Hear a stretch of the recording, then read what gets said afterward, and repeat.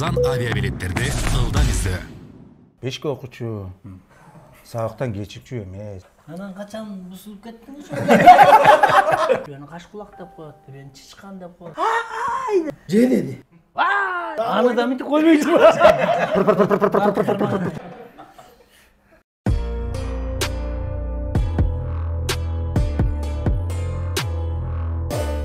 Деркесте көйлө окуялар болот экен. Мен апам чоң айткан да. Менден улуу байкемди, анан күмөндөр байкем үчөөбүздү авылдын баласы деп айттырып, апабыз менен атабызды байке дедирип, жөн байке эмес да, мукул байке, алтын жеңи деп айттырчу да. Үчөөбүздү. Андан кийинкилер ата-апа деп өзүнүн ата-энесин айтып кетти. Караганга чейин эле ата-апа дей албай жүрүп эле атабыз болуп калды. Анан апамдын койнунда жаттым мен. Апамдын койнунда жатып чоңойдум. Ичинекейге эсимден баштапчы.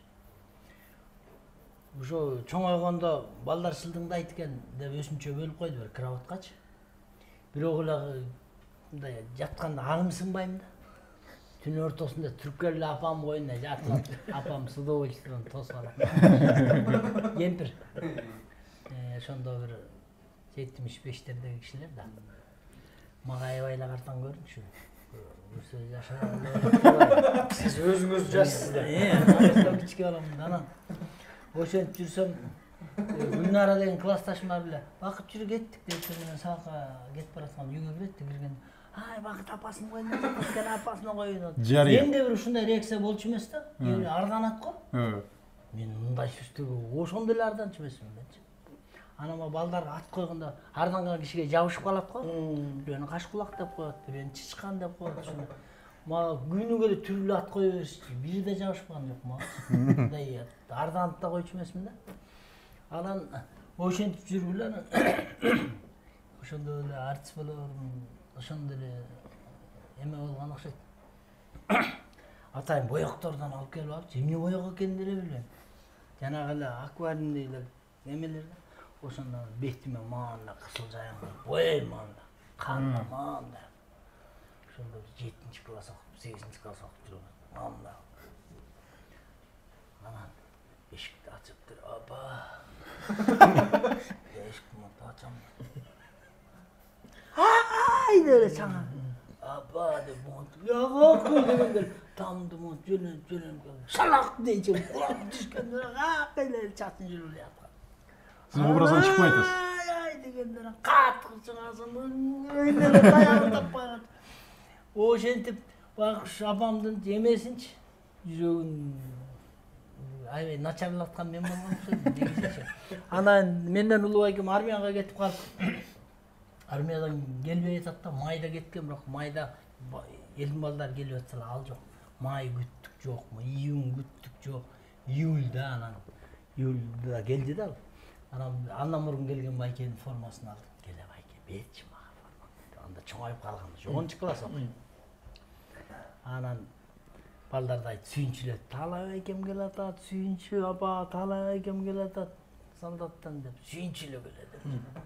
Эсим бер жакта турам, бир маалда сүйүнчүлөр үйгө кирип кеткенден кийин Vay formamını koy. Gülbey tanımaya kalat kendi gösterçi. Aldın değdiğinde gülkün gözüm timine öp gülüp saktap aldığına gittim kalayın deseler katı kırsan dedi. Vay oşan dediler vay kavaytta bilmez. Vay abla memnun. Oy öyle. Vay. Yiyin öylesem oşanca süynti oşanca yüreğin şok kılıp bak zaman kurat çıkan. Эми кичине балаң, неберелериң же балдарың бирден болуп чаңырып ийсе жүрөгүң болуп кетип чуркалбойдун барасың. Анан мен мындайлардын түрктөрдү аябай көрсөтүп койчумун. Дуалдыга атайын дуалдын үстүнө монтуп келат, бип-бийик дуалдан монтуп келип. Ай, үйгө кирсең боло дегенде атайын кулачымын да ошо дуалдан. Каскадер болот. Деп барып турам, бутуңду сунталып, тыгылчылап жатып каласың. Кинодогулар турат. Анан ушуларды эстеп алып бир туугандар айткандай айтып калышат. Сен ушинтпесең 82-ге чыгып өлгөн. Жок дегенде 90-га чыкмак. Мен бая күнү эле бир дүм болбодумбу. Ушинтип бир пранк жасай калам деп көрдүңөрбү? Бир балдарды сабап кичине. Ооба, көрдүк. Илим Карпековду депутаттар чыгарып өттүр го. Ал эми аягына чейин көрбөй эле жөн эле былдырап чыгара беришет да. Эмне айтып отур? Ой, не oldu? Не oldu? Вообще, что случилось? Я бастырып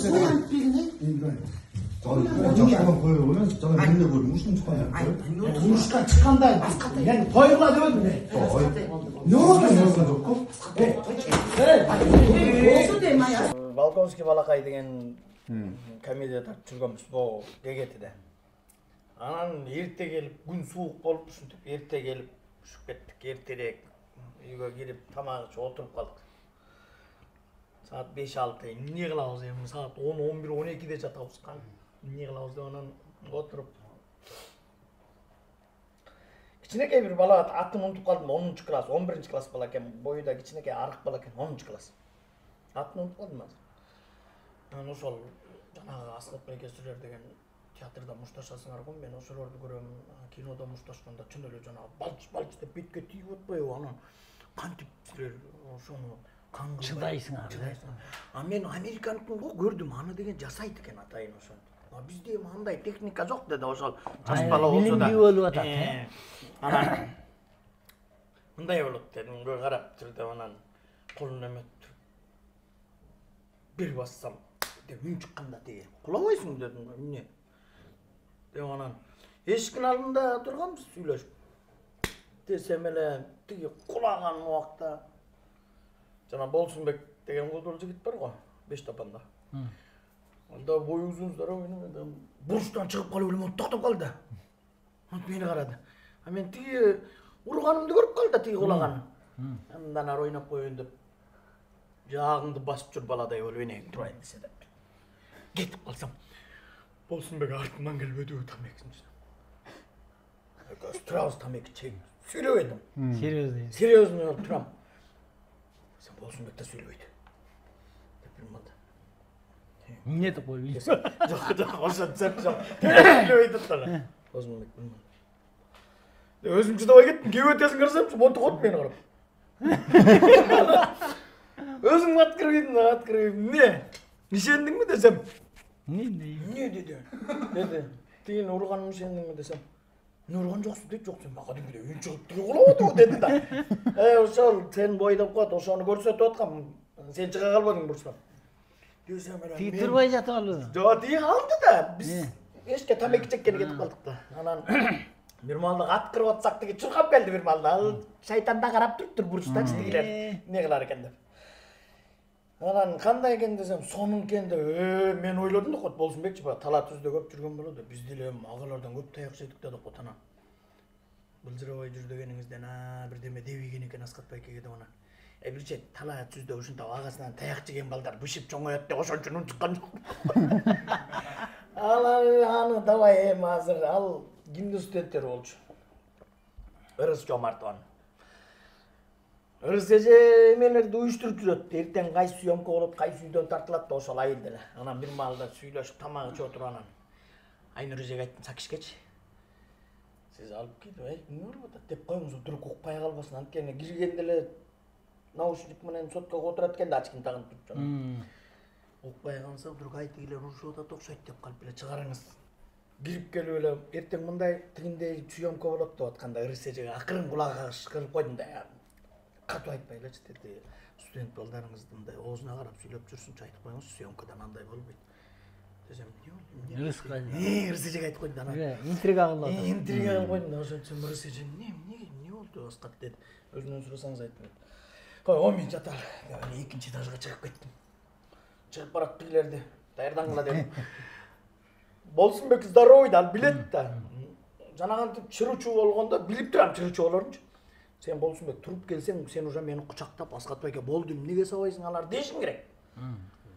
Сен менден экиси чоң болуп турасың, ошон үчүн сен сотканы кармап эле вообще эчтеке көңүл бурбай жата бердиң. Макул да алып отурган. Нуриза деген кыз бар го, сен актриса. Бурханова беле фамилиясы. Ошону сен жакшы тарт дедим, аныкы жакшы тарткан экен, сен тарт макул деп аны эч кимге билгизбей тарт. Анан баштаган деле РСЖлер кирип кетер менен эле. Önümde kaçırak çıkarıyor öyle. Anlayın mısın? Mesela cana айтпадым беле, былжырава деп. Sen böyle. Joyam Askat Bey'e sizdeki de duramadı. Aldan çay ildagan dile. Bassam böyle ködük degen dile. Irısıcı çırkap çok. Ay Askat ay. Abi ay degen dile. Joy emne de odat degen de. Tigi betim görsetçü diyse. Tigi daha betim görsetçü. Koydukça. Anan dile. Irısıcı'nın dayır çoğurak stüdiyette жүрген. Andatın unutup kalmadım. Sen bir yandan basıp geldi. Irısıcı beni bari ırgarmaydı. O son bir yandan kalmasa bir yandan çık, bir yandan kalmasa bir yandan çık da büyütken benim aldı al gelip Askat Bey ki neyem kişine olan orada de sen hem ne yap böyle sol kolumla bassam al on kozuna düştü de vapşi olmaya kalmadı Irısıcı. Ben daha Anıda mı koymayız mı? Ay Irısıcı o son oyunu otat. Ay Askat ay boldu ay Askat dem al bilet da boldu ay şunçalık da cinin geliyor Askat ay koy. Ay bu yaktan erten işteş düşünemelerimiz ay de odat. İşteşpey men ketem dedim. Ya monte turç. Ya bergen ay dep dayır az uçka bola жүрген аны da çağap koyayım diyorum. Al varsa gelmey koymadı. Anan Irısıcı meni montu kırmızı turат işte. Ay Askat degende mont denesi kadimgidey mont maga titriyor odat da. Anan kişine mundayrak bolayınçı dep dem kebetесин көрөйүн. Ата мондай турат да монт. Бери келди. Бетиң көрө албайт. Монт деп кайра айырбайсың да. Hemen gittim de öyle arttı gözlerine ayrılıp yine silermenen iştegençe dep sumkamdı jiynaştırıp atsam ay Askat ay degen bıppız kollarım otup kalıp durgan anan öyle kokuy toktatayın dep oşu yaktan jığılıp kalıp bişkek alып kelbeyin de ona ben at kırsam öyle arkasındagılar battırıp bulup prank desem unutmadım onu emne? Oy prank bu emne prank dedi oyun bu bir gel görset betin gözüne tege student balları mına istek olgun çok deseler alardı çaptılar.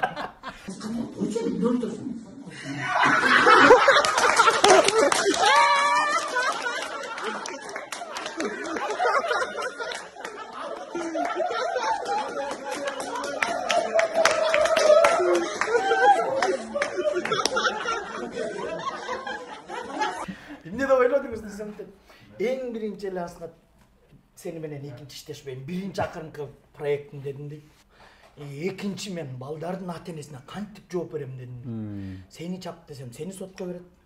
А сени саткың келбейт дейт. Эми ошого кантип жооп беремди билбей атам дейт да. Ошого ойлонуп калдым. Анан кийин аны баарыбыз күлүп бошонуп бүткөндөн кийин YouTube'га чыгарышып кыздар болду. Ой, Instagram'da далай популярдуу болуп Тартып кетти. коюшкан да? YouTube болбодубу Instagram'га. Ошо тартылган да аны өзүм тартылгам. Çağırsak уже ertesi günü biz anı geçinde 11'lerde kirgizip жатканбыз. Эртең менен съемкага кеткен уже эртең менен ызычу. Мага бүт туугандарым бар чалып. Эмне болду? Эмне кылып атасың аякта мушташып деп. Ай эмне болуптур? Ушундай түндө кичинекей балдарды эмне сабап атасың? Nasıl olup kalıp durumda koyuyor? Анан ошентип Ошондой болуп турбу деп. Эмне кылдым? Кой кечирим сурайын деп. Антпесе мамам жүрөк жарылып кетмекти. Анан ошентип даже улуу эжем айтат. Менден улуу. Уже сен чыпкылай баштаганда аягың көргүм келген жок дейт уже. Өчүрүп салып көрөм билем эмне болду деп сразу мага чалып. Аларга эртерээч алып коебойт. Маны мен мынчалык резонанс болор тиги кескилеп чыгарып жериң аяктан билип турдум. Асгат Сулайман балдарын сабап атат, анан студенттер сабап атат деп көрүнгөн. Мен бирок сразу эле билгем. Тиги бала чириш кичинекей болуп калды да. Эме ошондой болуп калды да кичине чоңураак болгондо. Кичине чоңураак болгондо кичине болуп кетти. Орунчу класс бала экен да. Аны кичинекей дагы арыз эле бар экен анан. Ошого сразу эле кол көтөрө эметпейт болчу жок дегенде. Түртүп наркотик болуп туруп. Yana çoğun çapsam olmak yani. Bolsunbek'ti. Ошону өчүрө чапкан. Ошону муртун сарак этти.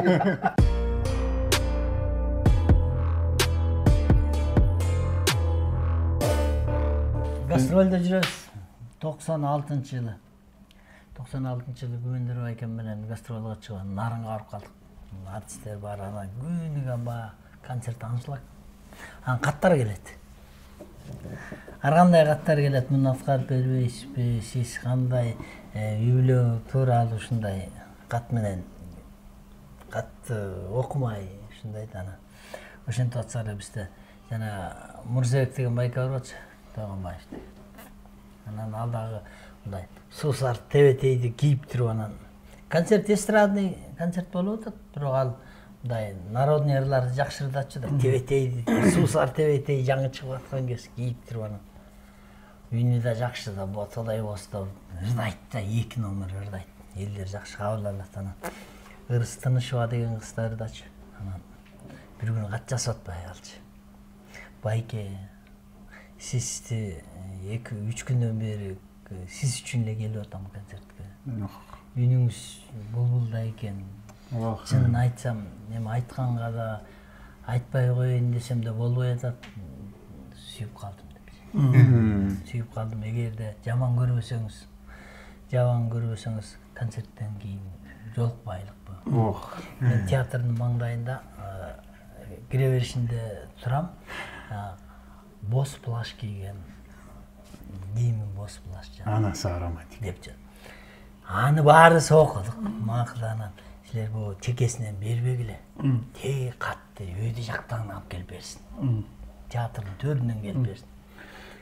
Бир маалда каттарды түшүп атат. Анан моуну өз эле колуна берип коюңузчу деп бирөө берди да.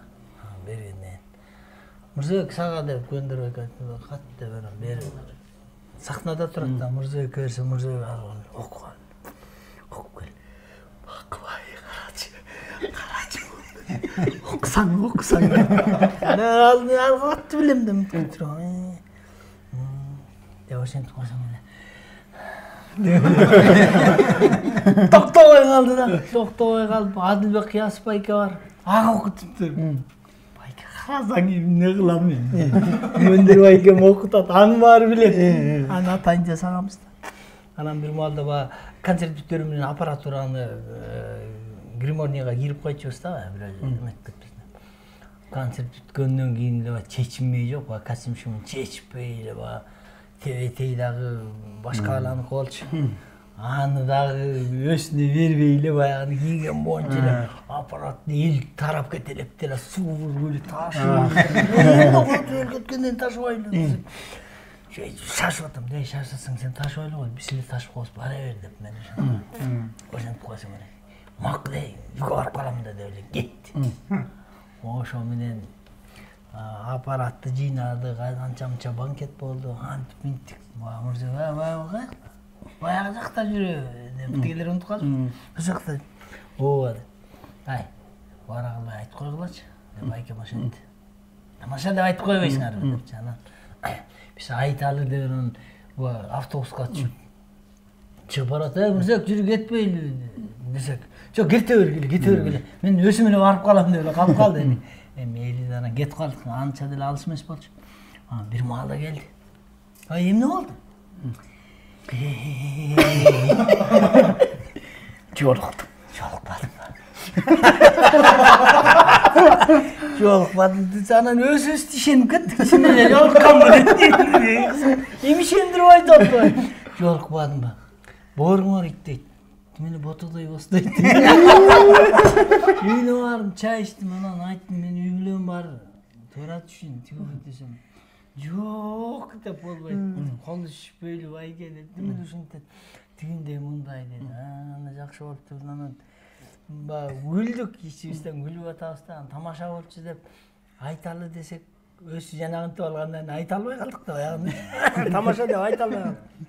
Анан эртеси таң атпай турган эле шымын үтүктөп атат. Түн ичинде анча-мынча шамал болгондо кара костюм чаң болуп калыптыр. Чыркыратып эле бышылдатып эле костюм үтүктөп алып эле. Мен тиги белет-селеттер канча өтүп атканын эметип бара берейинчи деп эле кетти. Баягы үмүт деген кыйын да. Оюнда боз плащ. Боз плащта анан бизге жолуктукунда айтып коюшту да. Анан мени кичине кечигип калып кетип калган окшойт, мындай тааныбай калган окшойм. Дагы ушул жерде жүрө турсам жолугуп калам деген үмүт менен кетип калып атпайбы. Анан эле кечинде концерт башталарда тамакты ичпей ошол менен кечинде биз театрдын алдына келесак, шартылдап ошо театрдын алдына ары бери басып турган экен. Баягы жүрөт да. Анан кечинде концерт болду. Кайра баягыны кайра чечинбей эле кайра.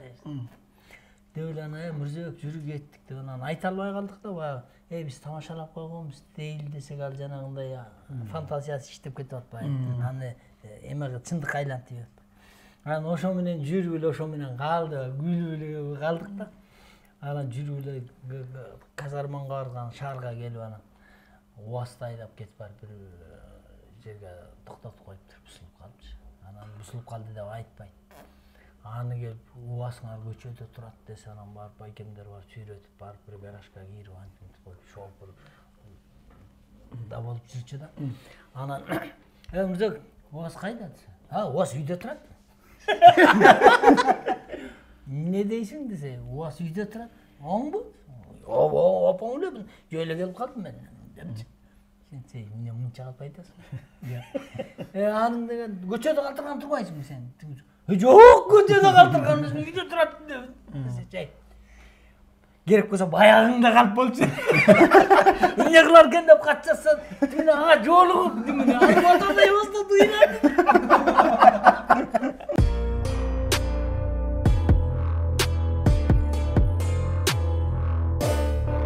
Биздин официалдуу демерчүбүз бар, Aviasales деп. Анан Aviasales'тен каттар сизге. İçini okuyorsun. Ичинде бул сизге ичинде сүрөттөр катылган официалдуу баракчаларыңыздан. Ошол сүрөттү карап, комментарий калтырып кетсеңиз, бул аякта ушул сүрөт менен кандай окуя болгон? Кана операторлорго бир көрсөтүп койсоңуздар. Asgat bir Ана. Барселонада, Ага. Барселона. Путешествие, негизи бул путешествие менен өтүлгөн да, Aviasales. Бул каяк эле? Шуну эсте айтып Este. Кана ким эстеди? Меники бул эме Кырчында 2018-жылы Игорь Кочевниковдон түшкөм. эмне болуп түштүңүз эле? Бул каскадерлордун аты. Ошо мага жагып бир ушул ак эме бир ушундай кара бир кызыл ат деп коет го, өң ак чоң бир жылкы экөө менен сүрөткө түшкөм. Мага эми өзүм жылкы жылмындагы, анан жылкыларды өзүм жакшы көрөм, мындай сулуу жылкынычы, анан экөө тең турушу кыйын жылкылар экен, бош убакта репетиция болчу. Анан ошондо сүрөткө түшүп койгон. Бул 2017-жылы жана атанын кереси тасмасы менен кинофестивалга барганда Барселона. Ушунда барганда основной конкурска өзүбүздүн кинобуз катышкан,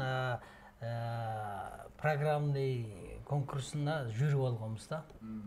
Дастан экөөбүздөн жюри болгонбуз. Анан аякта англисче тил билген кишини жюри кылышат да. Анан тил билбейбиз. Анан тил билбеген киши болсок эмгиче көп жерде жюри болуп жүрмөкпүз да. Анан ошо программный директору Сандра деген кыз Москвада окуган экен.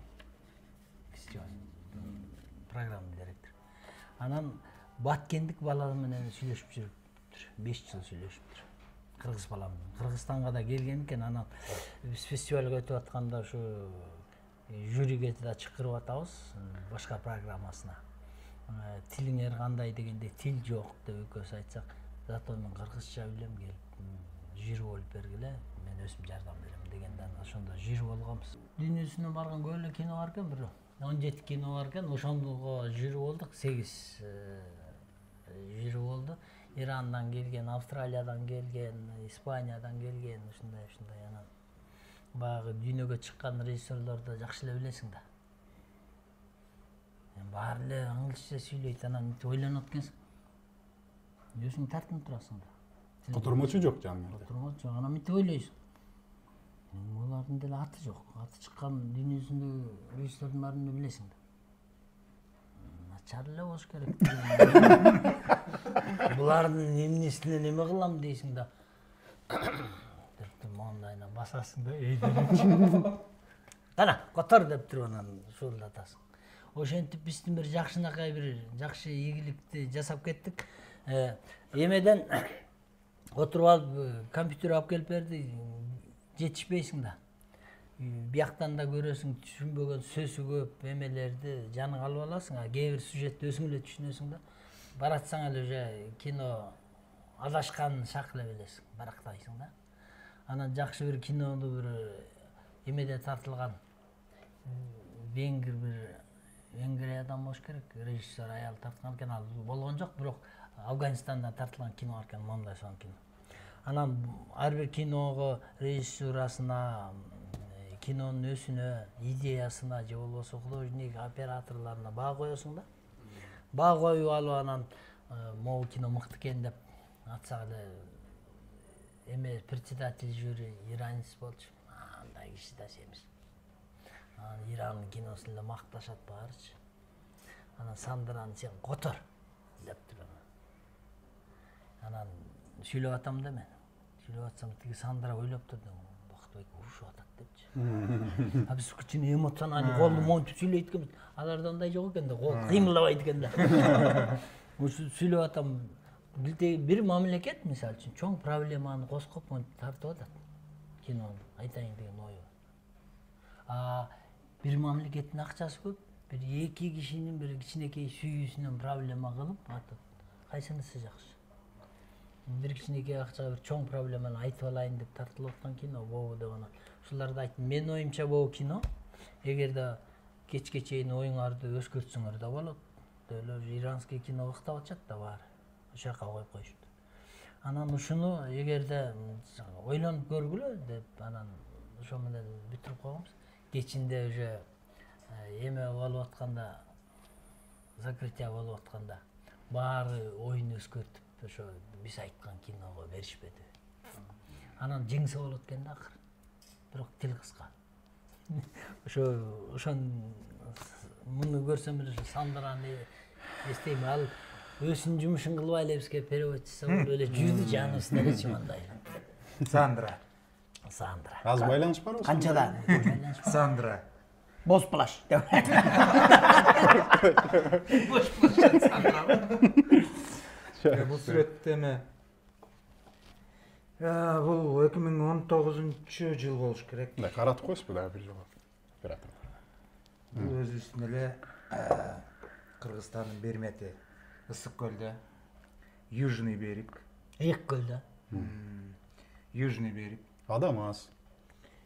Ооба, бул жерде деген жана кыргыз кастингде жаш балдар сабак өтүп, анан кийин ошо көлгө барышкан. Ошол жакта бир жумабы, 10 күнбү ушундай турушкандан кийин. Ошол жака сабак берген, чакырган, мастер-класс өтүп кеткиле деп. Мен баргам, анан Альбина, Арнис. Аябай загар болуптур го, бейтиң эле. Болупту. Колуң ак, билег. Aviasales арзан авиабилеттер ылдам издөө. Ушуну баарыбыз биргеликте айтып койсок кандай болот? Aviasales'ты билесиздер да негизи? Сайтка кирип анан дешевый билеттер чыгып калат го. Через приложение. Негизи бизде авиакассадан алышат да. Ошону үйрөтүп койгулачы, биз кайда кымбат алып жүрөбүз дегендей. Жок, сиз Барселонага барганда билетти кайдан алдыңыз? Жа алар алып беришет да. Чет мамлекеттен чакыруу болгондо алар өздөрү алып берет. Aviasales чекиткейчи сайтына кирип, ылайыктуу күндөрдө жана багытты тандап, өзүңө ыңгайлуу болгон билетти сатып ал. Aviasales арзан авиабилеттерди ылдам издөө.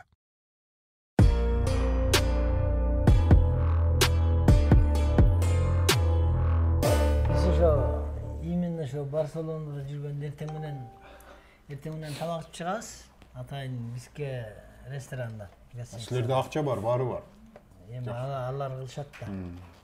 Анан ичебиз, түштө болсо ошо фестиваль болгон жерден ичебиз. Кечинде келгенде баягы атайын фестивальга жасалган ресторанда эмес, биякта эл менен отурган ресторан бар.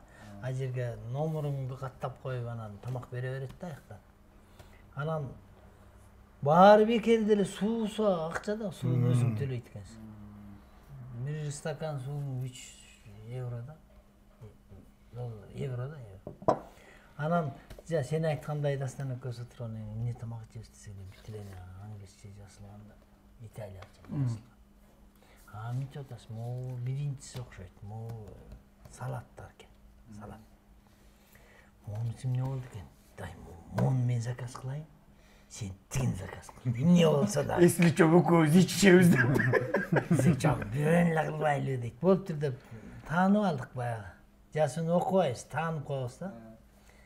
Келсек, өрдөктүн Etisi келди да, жакшы да анан отуруп чөп чаар менен баягы жеп алып кеттик. Эртеси келип көчө моон жегенбиз. Монусу эмне болду экен деп. Мунусун жесек ал башка нерсе келди. Анан жедик. 3-күнү келип дабирөөнү көрсөтсө келе. Келсе эле жана эмне деп коет? Апапак жумурткадай болуп жанагы деңиздин түбүндө монтуп жүргөнчү. Медуза. Медуза. Медузаны жебейт да. Жок, ал медузанын Мындай ракушканын ичиндеби? жок. Осьминог. Осьминог. Мындай эмелер бар, мындай.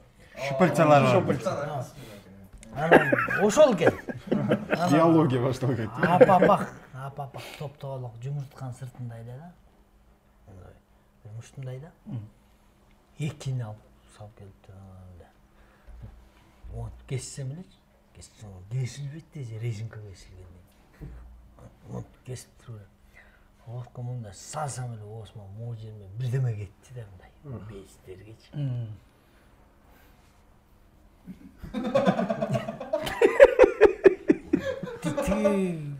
Кескиле убакытта мен кайра оосуман алгандан эми элден уяласың да.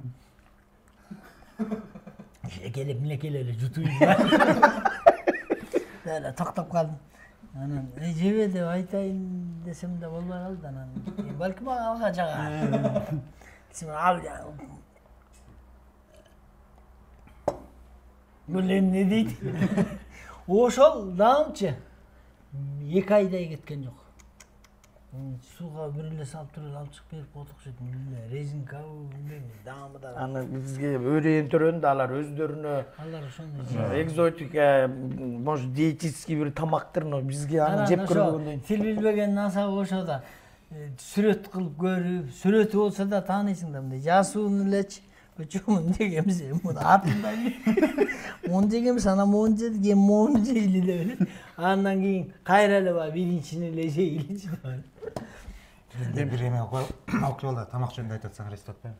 Москвада окуп жүрөбүз да, анан кийин жайында каникулга кетет да балдар.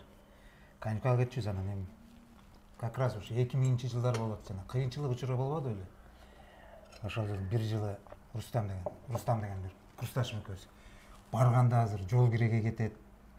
Келгенге үйгө барсаң үйдө деле кыйратып акча жок. Үйдү бара кыл. Алар дубара кыласың, анан кийин тигиндей эмне убакыт 3,5 сутка бияка жүрөсүң жол. Поезд менен. Мындай алганда эми 4 күн кетип калып атат. Кайра 4 күн. Орто жолдон деген бир 10-15 күн калса, анын деген жарымын үйдө болосуң, жарымын туугандарга барып тиги буларга жолуп эле анан кайра келмей. Давай жумуш издеп таап эле, андан көрө ушул жерде. Калалы деп. Калдык, жумуш жок. Курсагач, общежитие боп-бош, баары кеткен. Анан экөөбүз отуруп анан кийин курсагач эме деп атпайбы? Анан ал өзү айылданды, Карабалтада. Туруп. Биз деген мындай кылып туруп көгүчкөндөрдү ушинтип эметип туруп анан кийин салып алып туруп кууручубуз дейт. Аябай. Жырын болот анан. Чын эле тиги ойлоп көрүп карасаң эле Москвадагы немелер көгүчкөндөр дагы мындай тооктой болуп анан кийин жаман наглый болуп бутуңдун астынан өтүп кетет да. Анан жана орус кемпирлер ушакташып отуруп эле апа-пакай батондорду ыргытып, ошо менен багышат да, көнгөндө. Анан эменин историясын эстеп кеттим да как раз. Искен Рыскулов. Ал Москвада окуп жүргөндө эме кылчу экен да. Кайырмакка кармаганчы. Ошону эстеп алып туруп анан кийин давай кармайбыз да. Джипти алып, машина тиккен джипти. Байлап общежитиянын аркасына отуруп анан кийин сээп коюп, жанагы бүкүмдөрдөн сээп жанагы кайырмак таштап коюп отурабыз. Бир маалда жутту. Кичине нары кетсин дедик. Нары кетти. Катып калганда бөлкө нандыкы эме болуп калат да, жанагындай острый болупчу мындай. Анан кийин болсо дагы кичине кетсин деп атсак, мындай мешать эткенден жиберген бутуна да оролуп калды заодно. Анан токто деп бир маалда деп фыр деп учту. Анан резкий тартсаң үзүлүп кетчү дей. Бир 2 метр 3 метрден учуп атат. Акыры тартып учуп атат нары көздейчи. Бирок мынтип деп тартсаң жакындап келатат. Кармап туруп анан кийин 2 канатын монтуп пакетке салып туруп эметпесин деп, брыкаться этпесин деп туруп 2 канатын монтуп кичинекей кирпичти коюп койдук. Дагы ыргытты. Таранчылар келип туруп мешать этет да. Таранчылар бирок иш десең эле учат. А тигилер болсо эметип атат. Кечке отурдук, отурабыз, түшпөй койду. Блин деп тажап кеттик. Агын ошону эле жегиле деген да. Анан кийин Рустам болсо деген прямой чыккан да. Колунан көп нерсе келчү бир маалда деген. Давай өзүбүздүкүчө эле кылалы деди. Эмне кылабыз десем, азыр деп туруп общежитиеге кирсе жанагы эме барго. Уборщицалардын эмесичи каптеркасычы. Ачканда жанагындай сары момдой болгон перчаткалар бар, резинка. Бир перчаткасын алып келип, кесип, рогатка жасады. Эшикке чыгып атып эле жейбиз деп. Атып эле жейбиз деп туруп, эшикке чыгып туруп, эшикке чыгып алып таш таппайбыз десең. Центрдебиз, таш жок. Анан тетиги бир 2 квартал жерде стройка жүрүп аткан, ошол жерде бар деп турган ошол жака бардык. Барсак стройкадан таш таппайбыз. Бүт эле жана эменин цементтин сыныктары ушундай. Аны атсаң болсо бир жерге тийсе эле сыра пуф деп кетет экен да. Анан кирип казып отуруп бир болт-солтторду таап чыкты. Ошо менен бирди атты. Бирөөлөр кичине возникать этти. Что вы делаете? Тиңде мындай деп нетен. Болду, экөөбүзгө экөө. Көтөрүп кирдик. Бул эмнеге жетет деп отуранын кичине макарон жөнүндө кесме калып калыптыр. Кесме калып калыптыр. Анан ошону менен давай кесме жасап жейбиз деп анан кийин 1-2 картошканы кошуп кастрюлага толтура кесме жасап. Жок, анан кийин жейбиз деп анан ага бирдим эметtim. Канатынан бутунан алып туруп эметсем эле бир сөөктөрү кичинекей болуп, неприятный болуп, бир крыса жеп аткандай болду эле. Сен жечи деп анан беркиз деп.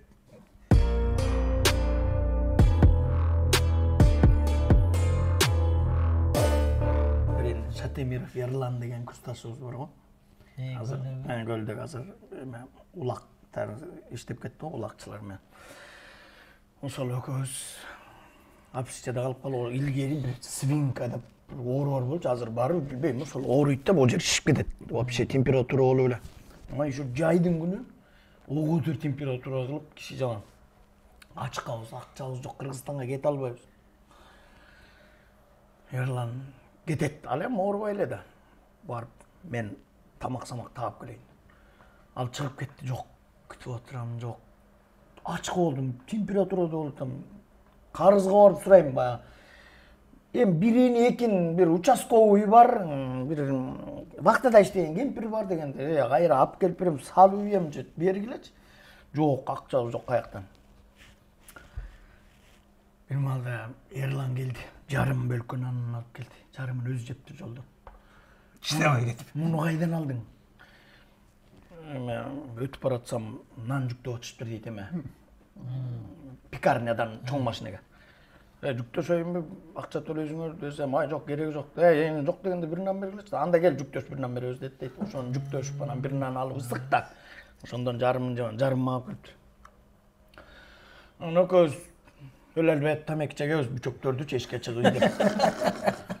Анан маңдайдагы общежитияны карасак, 2-нчи этажда 2-3 чучук илинип турат да. Анан казактар чучукту балкондо. Балкон мындай эме. 5-нчи этажга чейин решетка. Анан эме да, алардын чучуктары мындай биздикиндей эсебайт. Чучуктун эме кабырганын жарымын чучукка чейин салат да, эти мененчи. Анан калганы чучук болот, анан биягында байлап коет. Анан кийин салар да, биягын чаап туруп анан ошо ойдон салат. Ошондой чучуктарды. Дети чучук десем, чучук деди. Көз кечин деди. Ооба. Жөн эле шилекей агат. Эч кирбейт деп койду. Чийгиле жеген турасың анда. Ооба да, арыбасабыз. Копченый да, арыбасабыз, бери басабыз. Тиян карайм, биян карайм, жолдорун издейбиз. Так, мондай чыгыш керек экен, эсиле караңгы болуп кетти. Анан ушу тегеренип жүрүп анан кечинде келдик уже, анан саат 10дордо светтер акырындан өчө баштады. Биз студенческий городокто жашайбыз да, анан көбү кетип калган, көбү караңгыда, анда санда эле свет күйүп турат. Жайкы каникул. Анан Ерлан, мен карап турам, сен чык дедим, мен ооруп атам, чыга албайм мен. Десем, макул деп эле. Акырын чыгып баратканда эле кичине шырт деп тияктан эме салып жабышат, мен эчтекени билмексем деп жүрөм. Бир-эки кыз жигит өтүп кетет. Кайра чыгып барып эле. 2-нчи этаждан алып атат. Анан бирде алып туруп эле. Акырын чыгарып туруп эле, саке карма деп. Кармай дүп деп колуман өтүп кетип жерге түштү. Ал чаңпаң урганын.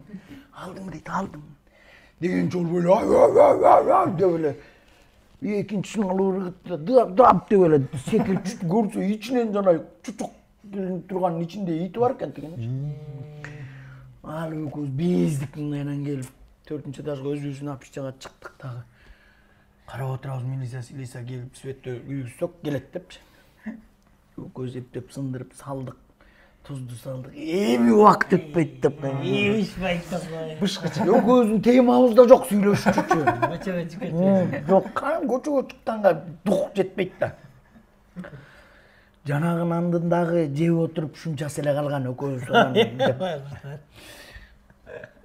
Шыгылып бышты. Бирди кесип көрөлчү, кеспесе кайра салып турабыз, эми бирөө сурап атты эле бизден чучук жарылды деп. Билен чийкеле жесеңер болмок. Анан бирди жесек мындай катуу. Бирок ошондон да бир 2 уруп ийдик. 2денчи эме өлкөсөк. Анан кайра жатабыз. Убакыт өтпөйт. Кичине дейин анан мен уже температура болуп ооруй баштадым, ого көтөрүп күчөпчү. Чыйрыгам. Анан айтам төшөк. Оюм менен кире уктап кетсем тиги жалгыз жеп турду. Эрлан бышканда айтып кой дейм. Айтам, жат уктайбачы дедим. Ушуга чейин муям мындай шишип кеткен. Анан улам эле прям жит мурунга урат, бирок бышпайт. Анан бир маалда эле уктап кеттим. Светти көргөлө, Аскат тур эметти деди. Бышыптыр деп. Кескилеп эле экөөбүз жетик. Ортого биринчи туурадык, тийбей койдук. Эми ал көбүрөөк, мен көбүрөөк жебей кеттим. Анан тийбей тур. Чогуу баштайбыз. Мен бирок мондай 2 чучук туурадык ортого мондайдын үстүнө эле. Бир 3-4 жегенде эле жей албай калдык. Же нан жок, нан менен деп жейин десе. Шорпосун иче албайсың. Жаталы, өзүм да кыйналып чыктым эле. Коюп жаттык. Ушундай кыйналып атам, мен азыр айтсам күлөсүңөр да калып баштады депчи.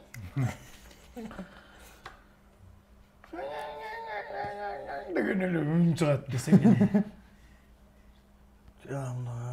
Үнтеп карайм, караңгы комнатачы. Сырттан тияктын жарыгы кичине тийип турат. Короче, мен мондай жатам, мындай жерден эмеге чыгат. Ар жагы балкон. Мен мондай прям жатам. Атыгы жайдын күндө Эрлан төшөгүн балконго алып чыгып алган, ал турсуча мондайнын өмкөрөсүн. Акырын көтөрүлсөм эле. Мындай чачтары кичине кызыл бантик менен кичине ушундай өрүлгөн, 1-2 анан 1-2-нүн чачы кыска. Эрландын үстүндө мени атыштыр да. Мондай кишилер да. Галлюцинация болот. Кишилер. Билбейм, ананчы мен ага чейин андай оорумду албарыста баспайт.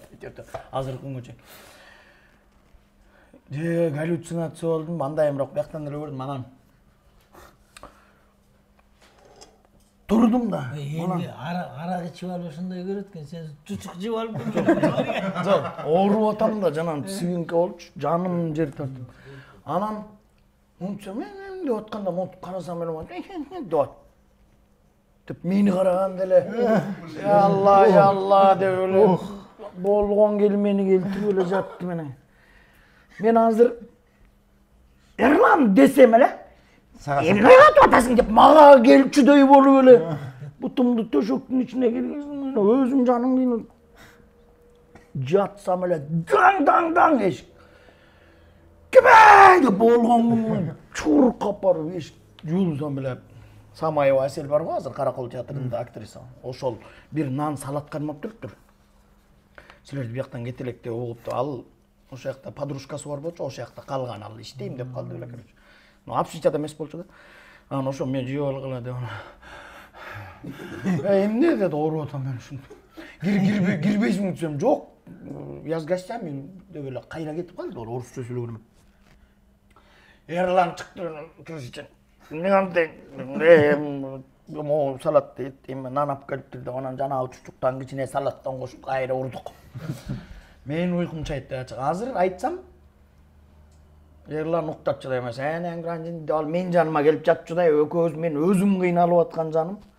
Просто Эрлан, может, вдруг унутуп калбайын деп, эртең менен турганда Аскат түндө эмне айтам деп эле деп эстетип койчу мага деди. Эмне айтып берчү азыр деди. Жоқ, азыр айтпайм, давай жаталы деп анан свет өчүрөм дейт, өчүрбөдүн.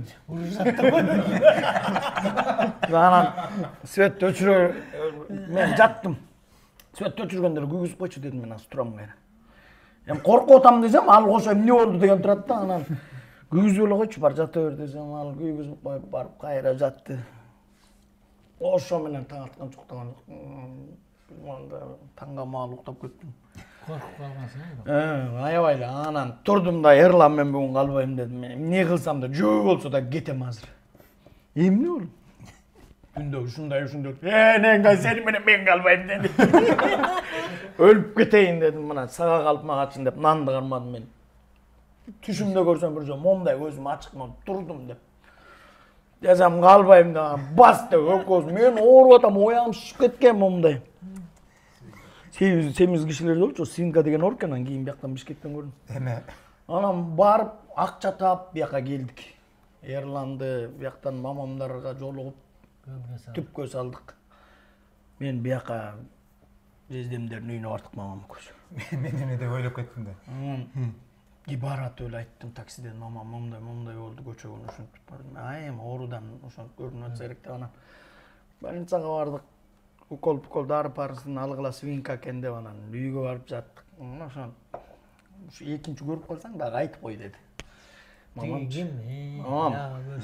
Ошонтип көрсөң мага айт деди. Макул деп анан. Тездемдер учкунда үй салып аткан кези. Анан аялдар эмеде вагонеткачы жана илгери вагонетканы коюп алып үй салчу эле го мындай. Арендага алыпчы. Сүйлөтүп барып, ошо вагонетканын бир жагында аялдар, экинчи жагында эркектер жатабыз. Ортосунда мындай кирип чыккан жер тиги комнатага бир комната. Түн ичинде эшикке чыккым келип эле. Азат корпорацияда ошондо дискотека болчу, азыр болбой калды. Таң атканча бир 3-4гө чейин дискотека болуп турчу да, диздик. Чыгып ошол Азат жарык-журук болуп атат, ошол корпорацияны карап, баягы эми помаленькому турам. Десем эле эң турам, ояктан чото бирөө карап тургандай да, таш үйүлүп турган.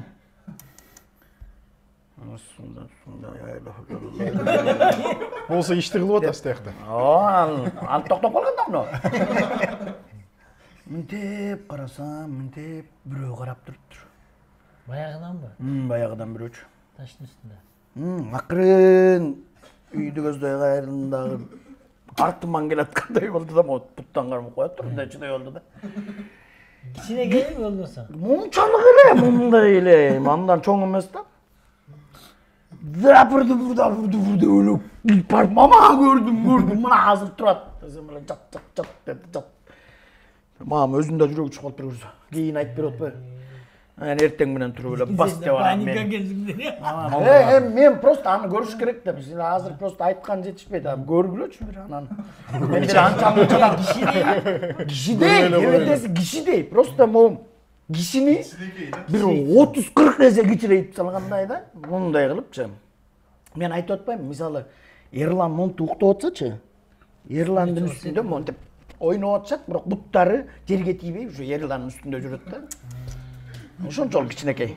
Анан көрсөм мамам түндө жүрөгү чыгып жат деди. Барып эле кайра, эмне жездилерим кошо ойгонду. Эчтеке дедим. Айтпа, бар жат деди. Ошолордун арасына кирип жаттым, жүрөк лакылдайт, уйку жок. Эртең менен тургузуп алам мамам бас деп. Бул айткан кече эле? Жок да, ошол түнү да тиги алдыңкы түнү Алматтан көрүп, мен келсем Бишкекке келип калып атпайбы тигилер. Анан алар билет да кайдан алганын билбейм да. Анан мен анан эме центральный мечитке алып барып, мамам октуп эмне болду, анан мен айтып бердим, момундай болду. Десем ал кыйналгандан деди, эчтеке болот. Бул оорум кетет, ошондон кыйналып калган просто деп анан. Кудайга шүгүр, андай эчтеке жок. Эрланга кийин айтып берсем, Эрлан вообще мындай кийин окууга барганда да мени менен бир комнатага жатчу эмес да. Эң баягы кайра келет сенин бойдон. Барганчы жана түндө турсам, деп атып. Башка ойлор, башка жок, мен эмне элестетип бердим. Жанагы иттин иеси туруп алып, балкондо итин сабап. Чучукту жеп кетти. чықты жеп салдың деп. Байкуш итти сабап келеді екен десем, көрсем. Албарсылап. Мен ошолор келип калганга деп. Мындай билбеген эме көрбөгөн кишигечи аябай эме да.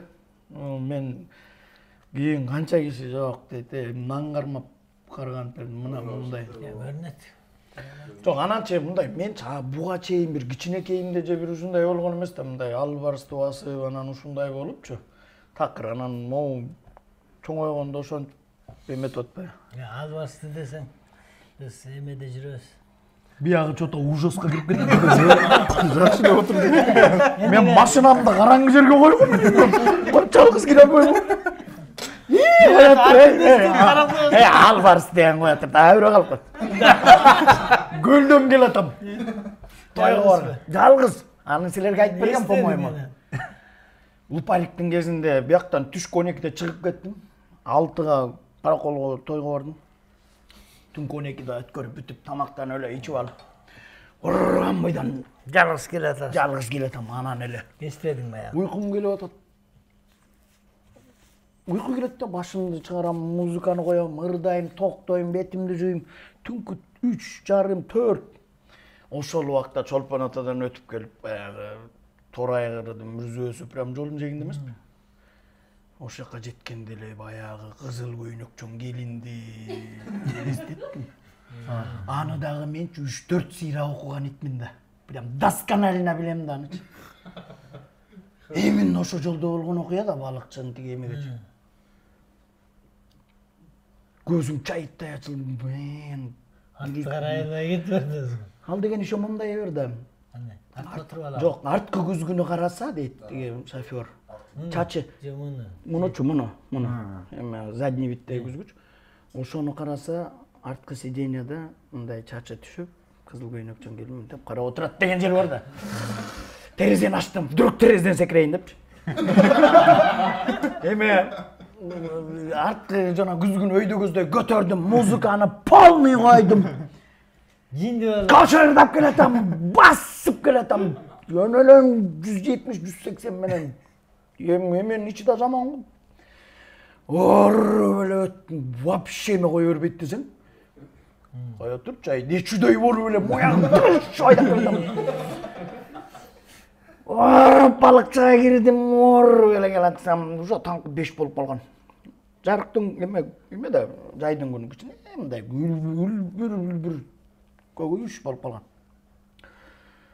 Экологический постто ары жагына да, бери жагына да туруп алып гаилер тозуп атыптыр, автоматчиктер менен. Мени тозгон жок да, мен тияктан барып жанына барып токтодум, сакип түшүп эле чуркап барып гаилердин жанына туруп калдым. Десем, машинаң кетип баратат, токтоткула дедим, мен отурбайм азыр машинага. Эмне деп эле анан автоматчик барып токтотуп. Нетиң көрбөйт. Жок. Аны мен деле көргөн жокмун, просто өзүмөн өзүм шок болдум. Шугайня. Айттым. Короче дедим, эмне деди. Жана кызыл көйнөкчөн келинди десем эле алар, бар кет, энен көрдүңбү деп. Жок. Көргөн жокмун, просто эстеп алдым. Десем, тиги гаишниктер бар кет, отур, кет бар деп атат. Каяктагыны баштабай. Күндө түндө жүрөбүз биз деп бар деп. Просто эстедим, көргөн жокмун деп атам. Жарык киргенче турайынчы кичине. Жок, кээде мындай болот да, ушу жалгыз мындай аргасына айланып келатат анан. Мындай өлөнүп кетип турам.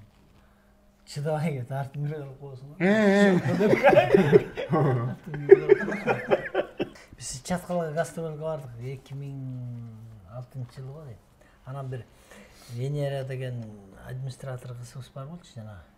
Толугураак келген жана матрешкаларга окшош да, бойдо кичинекей. Мындай окшош да. Эл жыгылып кетсе, жыгылып кайрып турган кичине тоолонуп келет да. Анан барган үйгө, ал жерде жатакана жок экен, жатканлачы, анан барсак эле канат инимдин эмеси бир курсташынын ата-энеси чыгып калды, келип биздин үйгө тамак ичкиле биздин үйгө жаткыла депчи. Анан чай-пай ичип жаталы деп атса эле. Терезе жакта бир узун диваны бар экен. Анан мындай түшөк салды да, салганда эле. Ай, эмне кылсаңар ошол таарынбагыла, мен диванга жатам, мен жатам диванга. Канча барып атмага элеңер деп. Жеңесиз тарынбайсыз да деп эле жаңылга айтты. Мен эле жатайын деп төргө да. Башыбыз диван мындай, башыбыз мындай салынып атат да. Анан Канат айтып калды. Эже тоголонуп кетип деп. Акырын намек менен айтып атат. Тоголонуп кетип басып калбайсызбы депчи. Сен эмнеге басмаган эле ошентип. Анан эле мен жатып атып эле айттым да.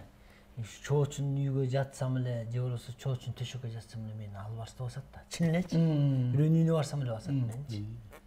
Чоочун эле төшөккө жатып калсам албастап басат да мени. Анан мени албастап басчу эле.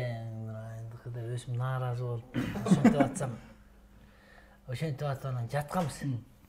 Жатсак эле эртең менен албастап кирип келди делечи. Эртең менен жаңылып турган тургула эми. Экөөңөрдүн энергетик Үй ээси күтүп атат. Үй ээси ары бери басып жүрүшөт. Турбайсыңарбы, чай ичелем, тургула эми бирөөнүн үйүндө. Кечке жатпай деп калды да. Анан туруп эле мынтип кийинип атабыз. Мен деле албастап баскан жок, бирок кийинип атсам эле Канат туруп атып элечи. Кийинип атып эле. Түндө мага албасты келди деп айтты. Канат айтты. Албасты келди деп мени баса баштаганда. Мен эмне кыласың басып?